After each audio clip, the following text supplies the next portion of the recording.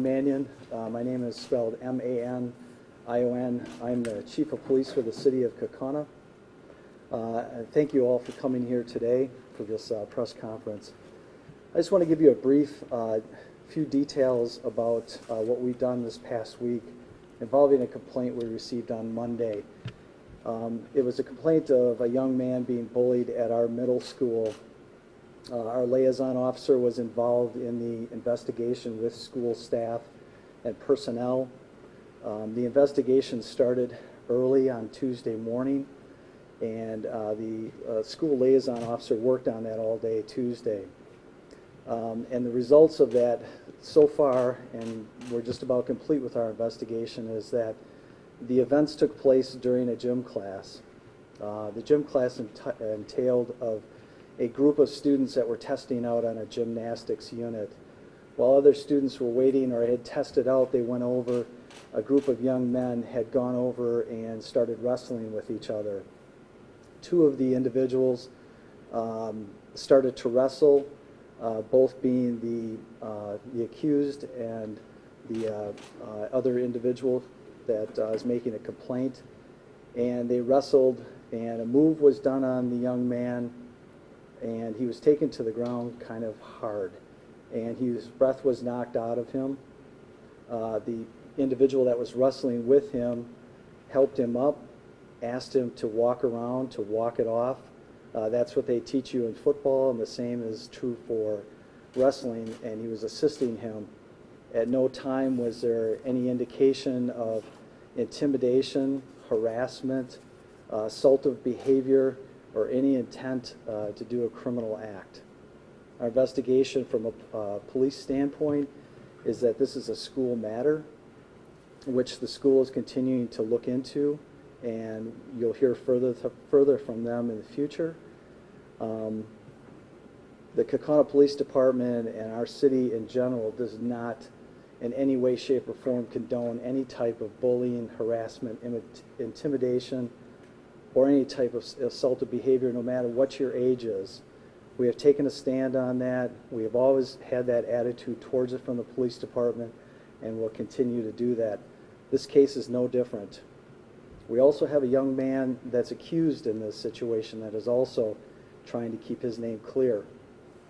And from a police standpoint, there's nothing that the police department is going to follow up with on a criminal end.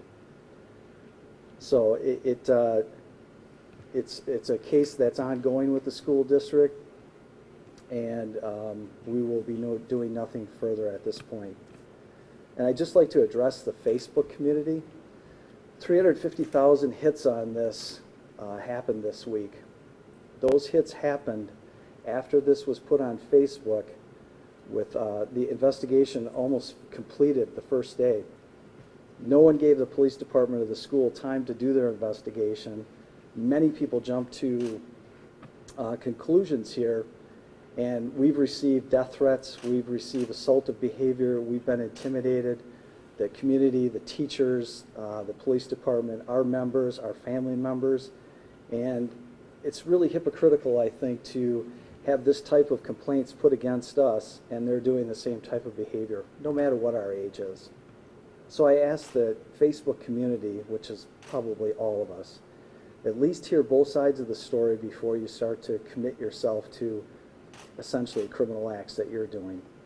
I would invite anyone to come and see me at the police department, to ask me anything they want about this case, or anything on how we act with policies and procedures on our department in this type of activity.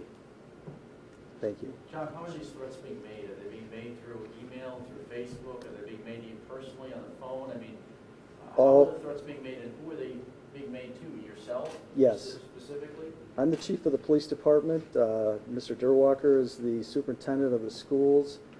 Members of our family are referenced.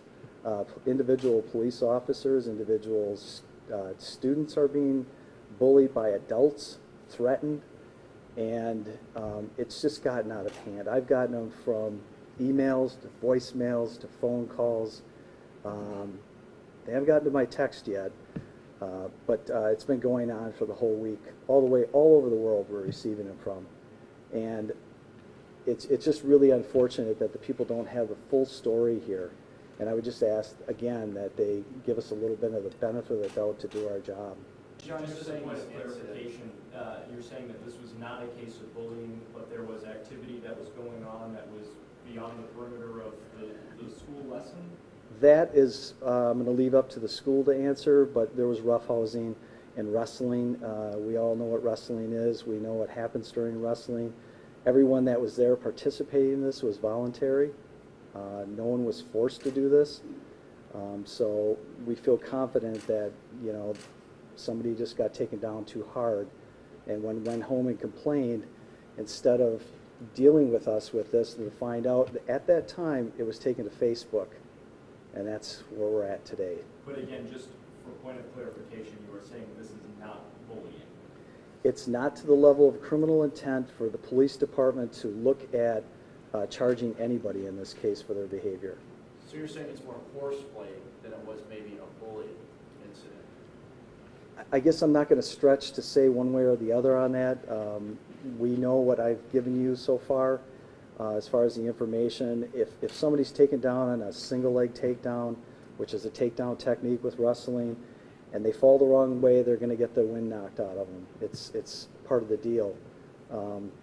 They're young age, they aren't accomplished as wrestlers yet, and you know that's what we believe happened. But you can't say that this was outside the curriculum environment or not? I can't. I would leave that up to the school to disseminate between the differences.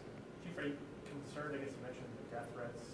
You guys have received, superintendent mentioned he's received a fair amount of threats. Are you guys concerned for the safety of the school staff, students, yourselves, other folks that could lead to some? It's really what law enforcement deals with all the time. We are concerned of some of the emails we got, and some of the communications are lack sensical dialogue. So we're always concerned. We don't know who these people are, and we are just taking precautions for whatever we need to do to, you know, protect the community. Chief, at any time has the father in this particular case, Matthew Bent, has he had dialogue with the police department on this matter? No. As a matter of fact, we've attempted to contact him 2 to 3 times, and we've received nothing back. I would love to be able to sit down with Mr. Bent and talk to him about this, but I can't force him to do that. Can you confirm that a police officer went to his home on Monday night to make a statement? That's when the initial complaint came in, was Monday night by our patrol division. Chief, Matt Beck posted something on his Facebook page this afternoon, an allegation, I guess, about some bets, I guess, a betting pool among the football team. Yes. About which student at the school is going to commit suicide next. I guess, how do you react to something like that? I haven't heard of that until today. Obviously, that's a very serious matter. Once it comes to our attention, like this has today, we're going to be dealing with that also. We're going to be looking into that. As you folks probably know, we've had our share of problems with suicide, and we take it very seriously, and we don't look the other way for this type of behavior because we know what it results in. Have you guys ever heard of anyone ever brought that to your attention before today? No.